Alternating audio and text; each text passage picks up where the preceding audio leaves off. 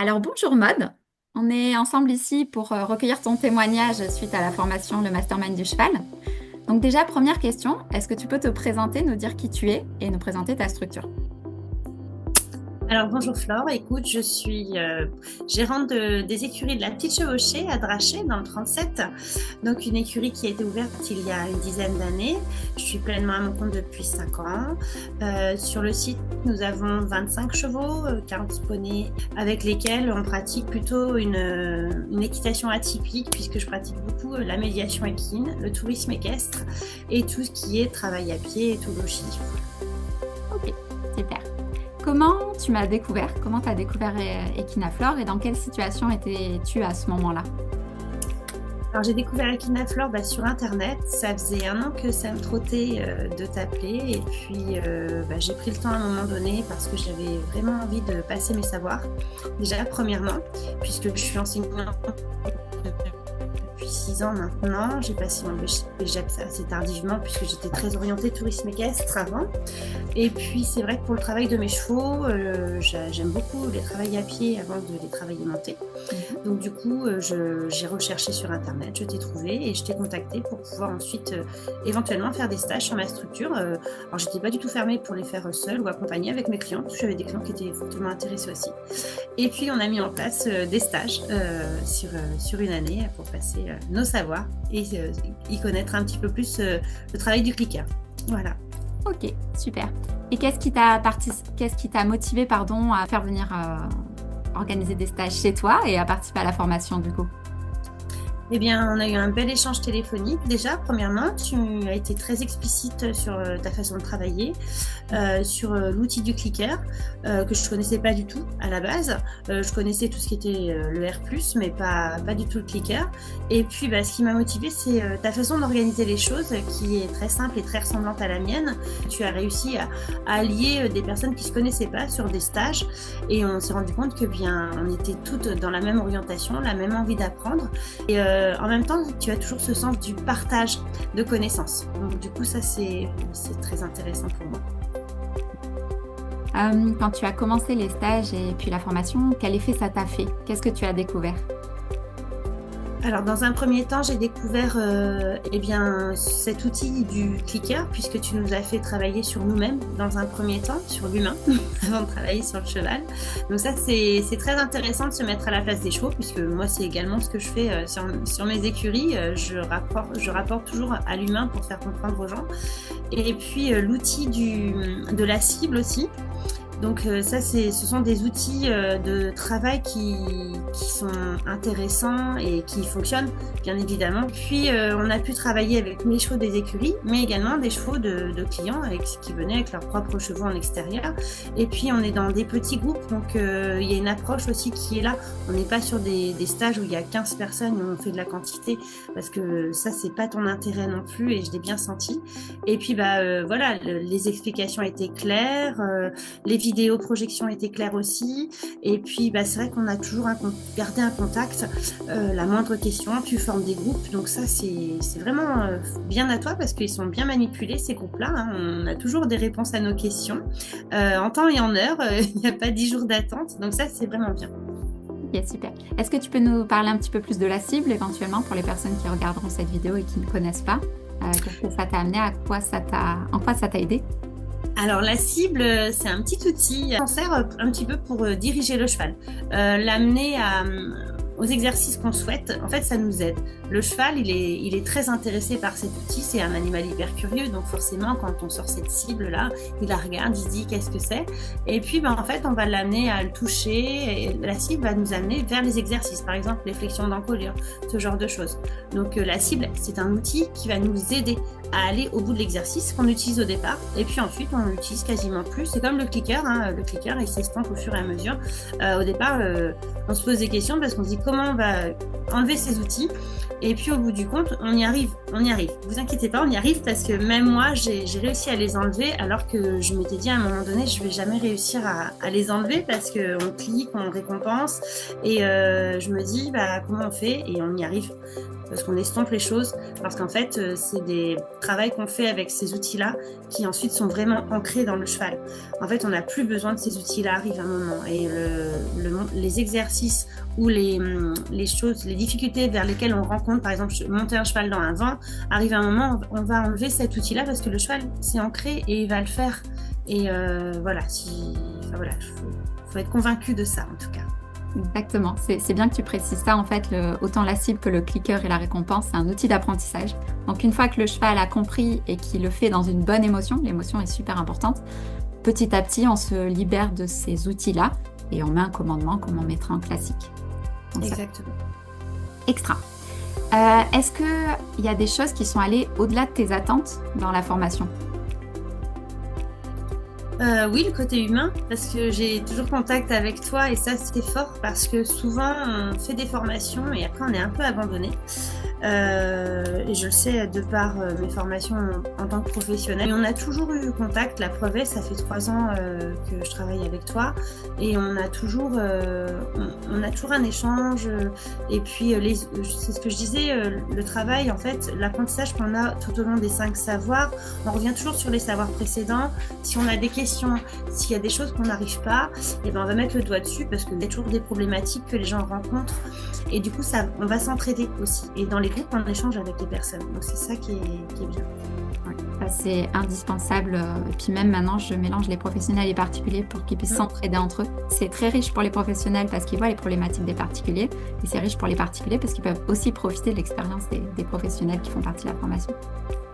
C'est vrai. Ok. Est-ce que tu as eu un effet waouh pendant la formation ou après la formation ? Alors, je reviendrai peut-être sur moi, le travail que j'avais fait avec l'un de mes chevaux il y a de ça 7-8 mois, mon grand cheval trotteur avec lesquels j'avais des grosses problématiques pour mettre le filet. Et j'ai eu un accident l'année dernière qui m'empêchait de pouvoir mettre les filets de mes chevaux et de lever mon bras en l'air. Et en fait, eh bien, simplement, j'ai refait le geste. Ce geste-là, c'était de mettre la tétière sur le bout du nez de mon cheval. Oui. Ce geste dont tu parles, c'est le commandement que tu as mis en place pour que ton cheval comprenne « Ok, on va mettre ». Exactement. Et du coup, j'ai fait ce premier geste avec la tétière du licol et mon cheval a baissé la tête pour que je puisse lui mettre le licol. Et j'étais vraiment incapable de lever le bras ou quoi que ce soit et il a gardé le bout du nez vers le bas, la chose que je lui avais appris, on va dire, en 3 séances de 10 minutes. Et je me suis dit, waouh, en fait, il a gardé le commandement que j'ai mis et j'avais ni clicker, ni récompense. Ma seule récompense, c'était la gratouille et le fait de dire waouh. En fait, malgré mes difficultés de pouvoir travailler, j'ai pu continuer à travailler mes chevaux au clicker et en toute sécurité. Et je trouve que ça apaise vraiment les chevaux parce que c'était un cheval qui était vraiment débordant, qui fouillait dans les poches. Enfin, c'était une catastrophe ce cheval-là. En plus, il est gros. Et je me suis dit, waouh, ce cheval-là, ça le canalise et ils apprennent des choses très minutieuses, quoi. Génial. Puis ça a été rapide avec lui en plus.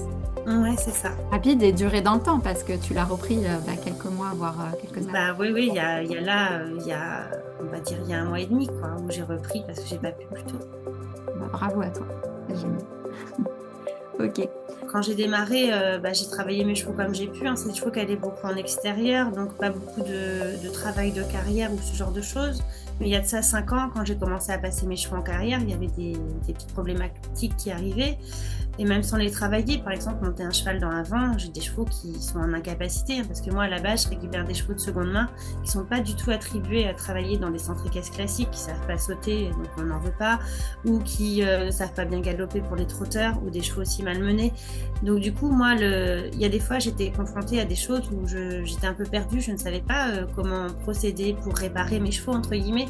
Donc je travaille avec d'autres professionnels aussi pour le soin, mais quand on en arrive au travail d'un cheval qui a peur du tapis, qui est en l'air ou quoi, mon élève monitrice serait là, elle pourrait en parler beaucoup mieux que moi, mais j'ai ce petit poney qui avait très très peur et qui aujourd'hui est canalisé, et rien que pour l'immobilité du montoir où il partait en sucette et on avait beau le monter, on avait beau le travailler, on avait beau le longer, on avait beau être doux, délicat, tout le travail qu'un moniteur ou qui que ce soit pourrait faire en délicatesse, on était perdus.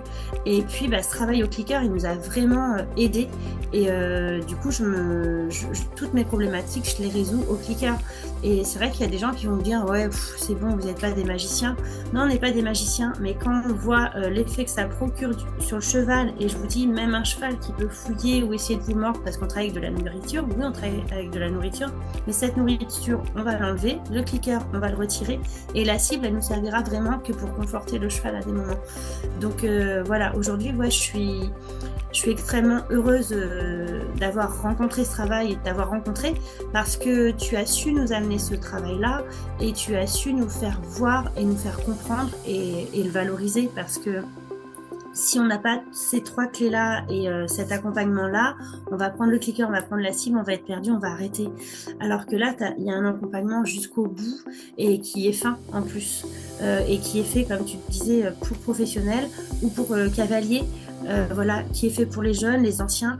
J'arrive même à l'introduire sur ma structure aujourd'hui avec des gens qui n'auraient jamais travaillé que ça, avec des gens qui sont montés dans des grosses structures de Paris où on montait juste en carrière en manège et surtout si mon cheval il doit passer la bâche, il va la passer et il n'a pas le choix. Et là moi je leur amène ça avec le clicker et on voit les chevaux quand ils vont passer cette bâche là et ça prend pas longtemps en plus, il faut juste prendre le temps, il faut juste être présent au moment où on le fait, avoir du temps à ce moment là et je vous assure que des fois en 3 séances de 10 minutes c'est résolu le problème. C'est magique quoi. En fait, il y a des fois on se dit waouh, on est trop content. Et si j'avais connu le clicker plus tôt, je m'y serais mis encore plus tôt et j'aurais passé mes savoirs beaucoup plus tôt aussi. Tu l'as fait. Voilà. Et du coup, tes élèves, quand tu les fais travailler comme ça, tu parlais des gens qui montent à Paris et qui n'ont rien vu d'autre qu'une carrière et très peu de paddock. Qu'est-ce qu'ils te disent et quelle réaction ils ont suite à ce travail avec toi? On voit qu'au départ, ils sont intéressés, curieux, mais bon, ils sont un petit peu réticents. Donc du coup, il faut leur amener correctement aussi. Voilà, faut bien leur expliquer. En fait, il faut leur faire voir, il faut leur démontrer. Et je parle toujours de cette bâche ou quoi, parce que c'est ce que je leur dis, quand ton cheval passera cette bâche, il aura une entière confiance en toi. Et si tu forces ou quoi que ce soit, tu vas rompre cette confiance. Et ça, c'est dommage parce qu'on n'est plus dans du travail. Du coup, ça fonctionne et puis on y va doucement. Je dis pas que je remplis bien mes stages de clicker parce que les gens, ils s'interrogent encore beaucoup, mais c'est une méthode qui va vers le développement et il faut vraiment aller vers ce développement-là. De toute manière, on l'utilisait auparavant avec les chiens, donc pourquoi ça fonctionnerait pas avec les chevaux? Ok, merci beaucoup, Maud. Qu'est-ce que tu auras envie de dire à une personne, toi qui as suivi la formation, une personne qui n'a pas encore rejoint mes formations et qui hésite à se lancer? Alors, oui, je pense que les gens, ils peuvent hésiter parce que c'est vrai que les formations, aujourd'hui, il y a un coût aussi derrière. Donc, on a envie d'avoir un résultat rapide. Moi, je l'ai dit, il m'a fallu la patience. En fait, je vais vous dire franchement, j'ai passé le premier stage, j'étais avec des clientes. Tout le monde s'interrogeait sur ce qu'on allait faire. Sur la moitié des clients, sur les clients qui étaient là, la moitié n'ont pas continué, pas parce qu'elles n'avaient pas envie de poursuivre, juste parce qu'elles avaient envie de s'initier et elles n'avaient pas la volonté de passer leur savoir. Mais je peux vous dire qu'une seule chose, c'est que moi, j'avais qu'une hâte, c'est de revoir mes prochains stages parce que je crevais d'envie d'apprendre de nouvelles choses.